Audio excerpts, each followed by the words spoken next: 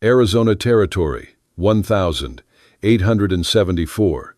Late summer, just before sundown. The desert wind carried a dry, bitter taste of dust and mesquite smoke, rattling the shutters of a half-forgotten town crouched against the horizon. The sun bled red over the jagged teeth of distant mesas, casting long shadows across the crooked boardwalks and the hollow clapboard buildings that leaned like old drunks against one another. Inside the town's only saloon, a card game had turned ugly. Men pressed close to the table, boots scraping against warped floorboards, eyes glinting with the fever of whiskey and greed. At the center sat Elias Cutter, a broad-shouldered rancher with a sunburnt face and a beard touched with gray.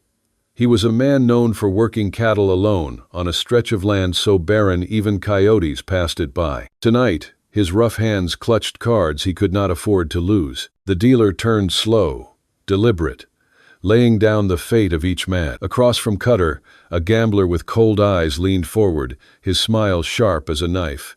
"You're out of coin, Cutter," he said, voice dripping with mockery. "You got nothing left but that broken spread of dirt you call a ranch." Elias swallowed hard, dust and shame catching in his throat. He'd gambled before, always with cattle, horses, land. But this time, the stakes shifted. The gambler's hand flicked toward the corner of the saloon, where a tall figure stood bound by rope, towering above the crowd. A woman. Dark braids framed a proud face, her eyes lit with fire, despite the jeers and laughter around her. Apache. A hush fell, broken only by the whine of the wind slipping through the cracks. Cutter's pulse hammered.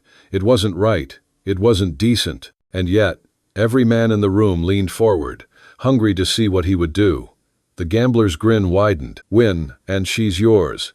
Lose, and you walk away empty. The cards trembled in Elias Cutter's hand, sweat trailing down his temple. He had nothing left, nothing but the weight of the desert, the silence of his ranch, and the eyes of that woman staring at him, unbroken. And then, he placed his final bet.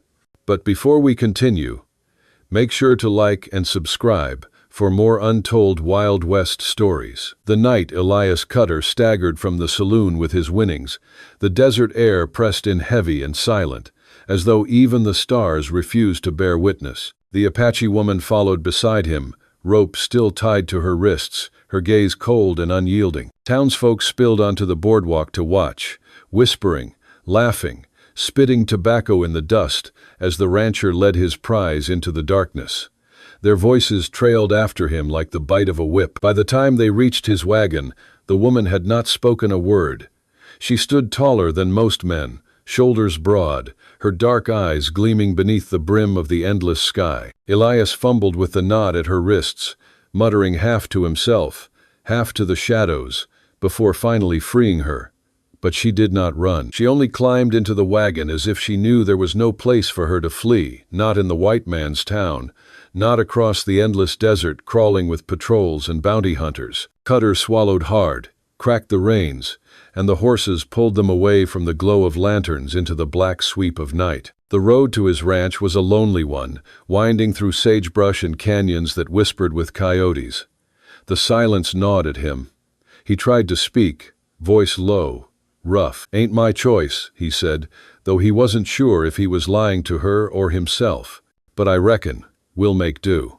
She turned her head slightly, her profile carved in silver by moonlight, and for the briefest moment he thought he saw contempt flicker across her face. Then her gaze hardened again into stone. When dawn broke, his spread came into view, a shack of weather-beaten wood, a few crumbling fences, cattle scattered thin across the dry earth. The place was more ruin than home, a monument to years of solitude and poor luck.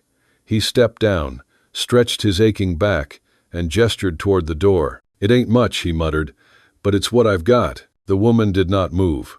She stared at the sagging roof, the empty yard, the way the dust drifted through cracks in the barn like smoke from a dying fire. Elias cleared his throat, suddenly aware of how pathetic it looked. This land he had broken himself over.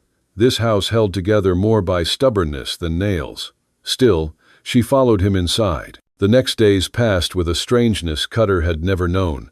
He rose before dawn, found her already awake, sitting straight-backed by the fire, watching him with unreadable eyes. She refused to eat at first, pushing away the beans he set before her. He tried again and again until, finally, she accepted the food without thanks. She moved silently through the shack, her presence filling every corner, making the place feel smaller than before. And when he lay down at night, her shadow stretched across the floorboards, reminding him that his choice, his gamble, was now carved into his life. Work on the ranch demanded her hands. The fences sagged, the cattle strayed, and Cutter could not manage it alone anymore. Without words, he thrust tools into her grip, showed her how to mend posts, lift bales, drive the herd. She learned quickly, her strength unmatched, her movements efficient and precise. Yet every strike of her hammer seemed to echo with resentment. Every glance toward him sharpened like a blade. At night, when coyotes cried on the ridges, Cutter lay awake with thoughts gnawing at him worse than hunger. He had not saved her. He had not freed her.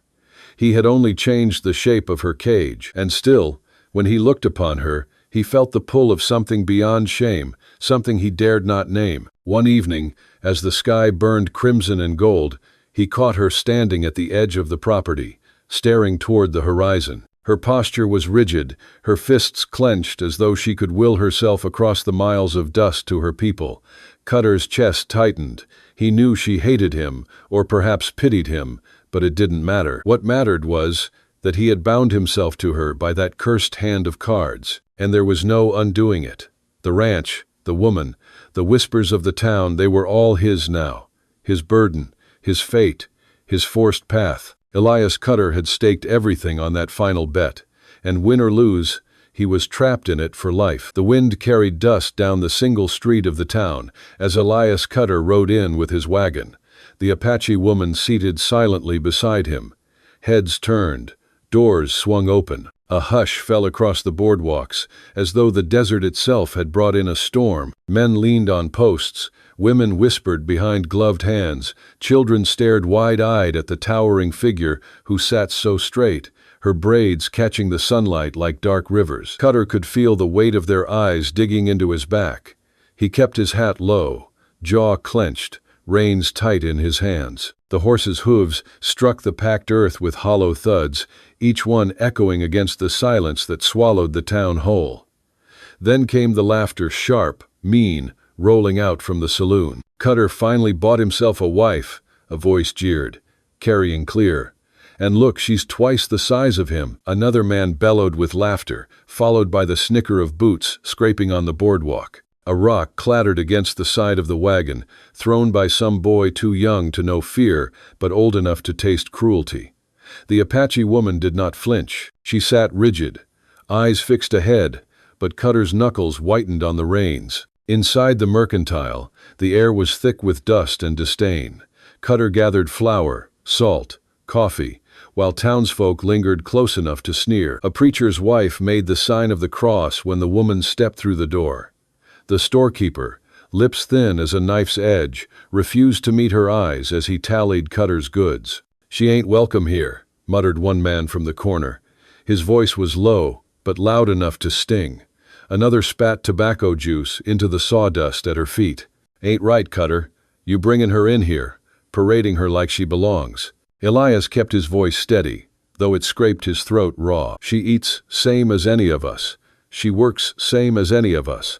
And she'll be treated same as any of us." That lit a fuse. A ranch hand stepped forward, face red with whiskey, fists clenched. "You think you can walk her through town and tell us what's what? She's Apache. How many men they cut down on raids, Cutter?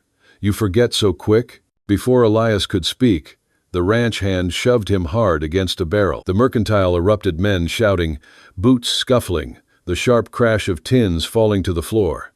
Cutter swung back, his fist catching the man across the jaw, sending him sprawling into the shelves. Chows broke loose. Through it all, the Apache woman stood unmoving, her face a mask of stone. Only her eyes flicked once toward Cutter, watching him brawl like a man cornered by wolves. Blood spilled from his lip, fists hammered against his ribs, but he fought on until the storekeeper fired a shotgun into the ceiling, wood splintering, smoke choking the air. "Enough," the storekeeper roared. Silence fell heavy. Cutter staggered to his feet, chest heaving, knuckles raw. He wiped blood from his mouth and grabbed the sack of goods. With a single glance at the crowd, he turned and left, the woman following close behind. Out on the street, whispers grew louder, meaner. A group of children mocked her gait, stomping heavy in the dust, while their mothers dragged them back with looks of disapproval that held no pity. The preacher himself stepped into Cutter's path, Bible clutched in his hand like a weapon. "This union is an abomination," the preacher thundered, voice rolling across the street. "You bring a heathen into your home, into this town, and you condemn your soul to ruin." Cutter's eyes met his, hard and cold. "My soul's my own," he said, "and she's mine to protect." The preacher's lips pressed thin, but the crowd murmured in agreement. Cutter pushed past him, climbed into the wagon, and snapped the reins. The horse lurched forward, pulling them away from the town's poison. But the echo of laughter and condemnation trailed after them like vultures circling overhead. By the time they reached the ranch, the sky had turned the color of ash.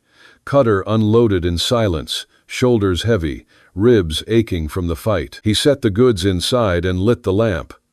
The woman stood at the doorway, eyes unreadable, her silence sharper than any insult hurled at him in town. He felt the weight of her gaze, of the town's scorn, of the desert pressing in from every side. He had chosen this path, or maybe the cards had chosen it for him, but there was no turning back. The town had drawn its line. He and the woman were alone now, together, against them all. And as night fell across the empty plains, Elias Cutter realized the fight had only just begun. The days rolled on beneath a pitiless sun, each one heavy with the kind of silence that presses against a man's chest until he feels he might suffocate. Out on the ranch, the wind carried nothing but dust and the lowing of cattle. Cutter worked from dawn till his back ached, mending fences, hauling water, tending to stock that seemed half-starved and restless. Always, she was there moving like a shadow across his land. The Apache woman's strength startled him. She hefted fence posts as if they were no heavier than broomsticks, swung a hammer with precision, and drove nails deep into stubborn wood without pause. At first, Cutter gave her orders like one might a hired hand, but soon he found he didn't have to.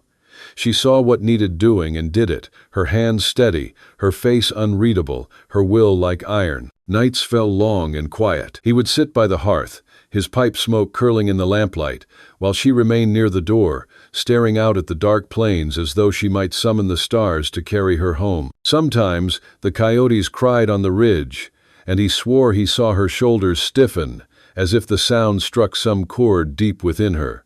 Cutter never asked. He wasn't sure he had the right. But small things began to change. One evening, while fixing tack in the barn, he caught sight of her feeding a lame calf, cradling its head in her lap, humming low and strange under her breath. The song carried like wind through canyon stone, soft, mournful, wild. Cutter froze, the weight of it stealing the breath from his lungs. It was the first sound he had heard from her lips, and it lingered long after she rose and walked away without acknowledging him. Another time, when he stumbled in from the range with a bloodied hand split wide from barbed wire, she took it without asking. She tore a strip from her own dress, pressed it firm against the wound, and bound it tight. Her fingers were rough, calloused, yet there was a care in them that unsettled him. He meant to thank her, but when his eyes met hers, the words died in his throat. Cutter began to see the traces of her past etched into her flesh. Faint scars crisscrossed her arms and shoulders, marks no woman should bear. He wondered how many came from battle, how many from captivity. Once, when a storm rolled down from the mountains and thunder shook the shack, he found her curled against the wall, eyes squeezed shut, breath shallow, as if the sound dragged her back into some memory she could not escape. Cutter laid a blanket over her shoulders and left her be, but the image burned into him, a reminder that she carried burdens just as heavy as his own. It was near the fire one night, after a day of hard labor, that the silence between them finally cracked. Cutter poured 2 cups of bitter coffee, slid one across the table. She took it, studied him with those dark, endless eyes, then spoke her first words in his tongue. "Why?" The question hit him harder than any fist. He stared at her, the steam curling between them, his mouth dry. "Why what?" he managed. Her gaze did not waver. "Why, Keep me. Cutter shifted, his chair creaking beneath his weight. He wanted to tell her the truth that he had been a fool, a desperate man clutching at something he didn't understand, gambling away what little was left of his pride. But when he opened his mouth, what came out was quieter. "'Cause I reckon I ain't much different than you. Alone, caged by what's been done, trying to find a way through it." For the first time, something softened in her eyes, not forgiveness, not acceptance, but recognition. She nodded once, then drank her coffee in silence. From then on, their bond grew, fragile as glass, yet unyielding as stone. He showed her how to read the stars to guide cattle at night. She taught him how to weave rope from yucca fibers, strong as any bought in town. They did not share many words, but they shared labor, fire, and the endless expanse of the desert sky. One evening, Cutter found her standing at the ridge, the wind tugging at her braids, her face lit by the last streaks of twilight. He stood beside her without speaking. For the first time, she did not turn away. For the first time, they faced the horizon together, not as captor and captive, not as gambler and prize, but as two souls scarred by the same world, bound now by quiet strength. Whatever lay ahead, mockery, danger, the wrath of her people, Cutter knew he would not face it alone. And for the first time in years, that thought steadied him more than whiskey, more than prayer, more than the hard land itself. The summer heat deepened, pressing against the land like a hammer upon an anvil. The earth cracked, the cattle bawled weak with thirst, and the wind carried smoke from fires miles away. Elias Cutter felt the weight of it in his bones, the kind of restless unease that told him trouble was circling, drawing closer with every day. It came one night without warning. The moon hung low, a thin silver scythe, when the first sound split the quiet, the pounding of hooves rolling across the plains like thunder. Cutter was mending tack by lamplight when the Apache woman stiffened, her head snapping toward the window. Before he could ask, she was already on her feet, her hand gripping the edge of the doorframe. Her breath quickened. "They come," she whispered. The next instant, fire bloomed on the horizon. Torches, dozens of them, carried by riders who descended like a storm upon the ranch. The ground shook beneath their charge, dust and flame rising into the night. Cutter's heart hammered as he grabbed his rifle, shoving a shell into the chamber with shaking hands. The riders circled, shouts ringing out in their tongue, fierce and sharp. The cattle scattered, crashing through fences, bawling in terror. Arrows thudded into the barn, into the walls of the shack. Cutter pulled the woman inside, slamming the door, his chest heaving. "They'll burn us out," he said, voice hoarse. "They'll take you back." Her eyes met his, fierce and unbroken. "You fight." And so he did. The first torch smashed against the barn, dry timber igniting in an instant. Flames roared high, orange light dancing across the yard. Cutter swung the door wide and fired into the night, the rifle's crack splitting the chaos. A rider tumbled from his horse, another shouted and loosed an arrow that whistled past Cutter's ear, burying deep in the wall behind him. The Apache woman seized a bucket, racing toward the barn. Cutter shouted after her, but she did not stop. Smoke billowed, sparks flying as she dashed water across the flames, again and again, her silhouette black against the inferno. Cutter cursed, grabbed another bucket, and joined her. Together they fought the blaze, side by side, as the warriors closed in around them. Then the charge came. Horses screamed as riders surged forward, blades flashing in the firelight. Cutter dropped his bucket, snatched his rifle, and stood before her. He fired until the chamber clicked empty, then swung it like a club when a warrior leapt from his horse, blade slashing. Steel kissed his arm, opening flesh, blood hot against his sleeve. Cutter roared, slamming the butt of the rifle into the man's jaw, dropping him to the dirt. But there were too many. The woman fought as fiercely as he. She tore a burning torch from one rider's hand, swung it wide, scattering horses with fire. She seized a fallen hatchet, striking hard, her braids whipping as she moved with a wild, desperate strength. Her cry rose above the chaos, a sound that split the night like thunder, and Cutter knew then she was no captive, she was a warrior, through and through. Yet even together, they were drowning beneath the storm. The barn collapsed in flame, cattle bellowed in panic, arrows rained down. Cutter's breath came ragged, his body bruised and bloodied. He stumbled, fell to one knee, vision swimming. A rider bore down upon him, spear leveled, death rushing swift. But she was faster. The Apache woman threw herself between them, knocking the spear aside with the hatchet's blade. The weapon splintered in her hands, the force driving her back, but she did not fall. She stood, chest heaving, eyes blazing, her body a shield. The warrior hesitated, caught by the fire in her gaze. For a heartbeat, everything stilled, the flames crackling, the cattle screaming, the night holding its breath. Then a voice cut through the chaos, a shout, commanding, deep. The riders pulled their horses back, torches lifted high, encircling the yard. Cutter staggered to his feet, blood dripping from his brow, rifle limp in his hands. He and the woman stood together in the center of the ruin, smoke rising around them as the tribe closed in. The fight was over. The judgment was about to begin. The dawn broke pale and gray, its first light filtering through the smoke that still curled from blackened beams.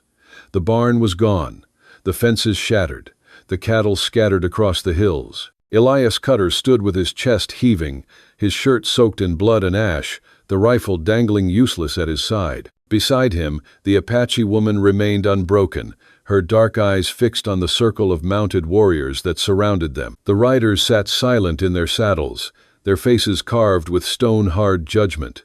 Torches guttered low, their firelight paling in the morning haze. Then the circle parted, and from it rode an elder, his hair silvered, his bearing fierce, yet steady. His eyes locked on the woman, and in that instant Cutter knew this was her kin, her people, her blood. The elder dismounted, walking slowly, each step deliberate. The woman straightened, her chin high, her body still and proud though soot streaked her face and her hands bled. Cutter glanced at her, then back to the elder, his jaw tight. He knew they could kill him where he stood. He knew they had every right. Yet still, he planted his boots firm in the dirt, refusing to step aside. "She stays," Cutter said hoarsely, his voice breaking the silence.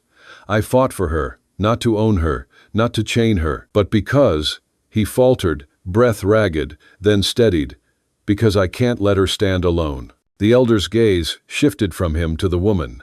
For a long moment, words passed without sound. Her eyes glistened, not with tears, but with the unyielding fire of choice. She stepped forward, away from Cutter, and placed her hand against her chest. Then, slowly, she extended that same hand toward him. Gasps rippled through the warriors. Cutter's throat tightened. He looked at her, at the blood on her palms, the ash on her face, and something within him cracked wide open. He reached out, his rough hand closing over hers. Their grip held unyielding, defiant, alive. The elder's eyes narrowed, then softened with something unreadable, sorrow, perhaps, or respect. He spoke in his tongue, his voice carrying like a prayer across the scorched yard. The warriors lowered their torches. The circle loosened, and then, as suddenly as they had come, they turned their horses and melted into the morning mist, leaving the ranch scarred, but silent. Cutter staggered, the weight of exhaustion pressing him to his knees. The woman knelt beside him, her arm steadying his shoulder. They did not speak. There were no words big enough for what had passed between them.